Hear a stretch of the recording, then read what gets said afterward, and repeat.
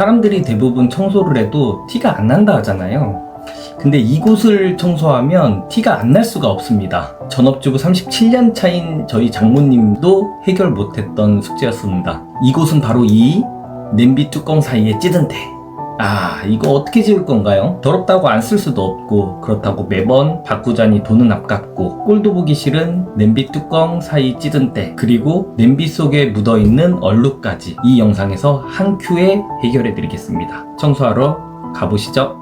냄비 뚜껑과 냄비는 각기 다른 천연 세제를 사용해서 닦아줄 건데요. 냄비 뚜껑 사이 같은 경우엔 음식물들이 조금씩 축적되어 쌓여있는 형태일 거잖아요. 그렇기 때문에 단백질과 지방을 쉽게 분해할 수 있는 과탄산소다를 이용할 거예요. 먼저 뚜껑 손잡이에 나사를 풀어 해체해 주시고요. 뚜껑을 담글 수 있는 것을 준비해 줍니다. 그리고 종이컵 반컵 정도의 과탄산소다를 뿌려주고 뜨거운 물을 부어 뚜껑이 모두 잠기도록 해주세요. 누누이 말씀드리지만 과탄산소다에 뜨거운 물을 부으실 땐 반드시 환기를 시켜주시고 피부에 닿지 않도록 주의해주세요. 이렇게 담궈준 다음에 1시간 정도 놔둘 겁니다.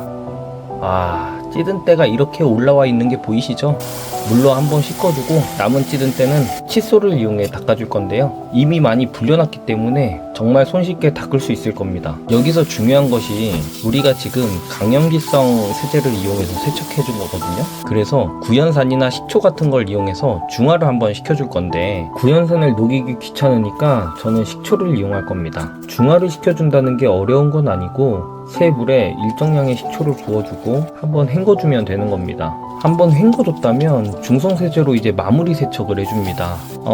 벌써부터 새거 같은 느낌이 들지 않나요? 저는 하나만 해줬는데도 이렇게 좋은데요. 여러분도 한번 집에 더러운 뚜껑이 없는지 확인해 보셔서요. 저와 같은 쾌감을 느껴보셨으면 좋겠어요.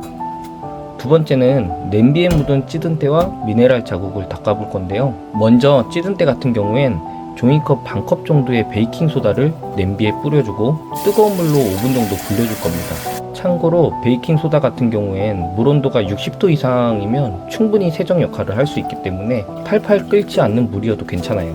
이제 남은 잔여물과 철수세미로 스크럽을 해줄 건데요. 남아있는 베이킹소다 가루가 연마작용을 해줄 거고, 스텐 같은 경우엔 빡빡 닦아도 괜찮으니까요. 묵은 때가 없어질 때까지 닦아주세요. 그리고 마지막으로 얼룩을 제거해 줄 건데요. 대부분은 물속에 미네랄 성분 자국이 남아서 얼룩이 남는 거거든요. 이런 얼룩의 경우 구연산이나 식초 같은 산성물질을 이용해 주는 게 효과적이에요. 이번에도 저는 식초를 이용해 줄 건데요. 식초를 키친타월에 묻혀서 쓱 한번 닦아준다면 감쪽같이 얼룩이 사라지는 걸 볼 수 있죠. 저는 정말로 청소할 때마다 느끼는 거지만 청소는 과학이구나 싶어요.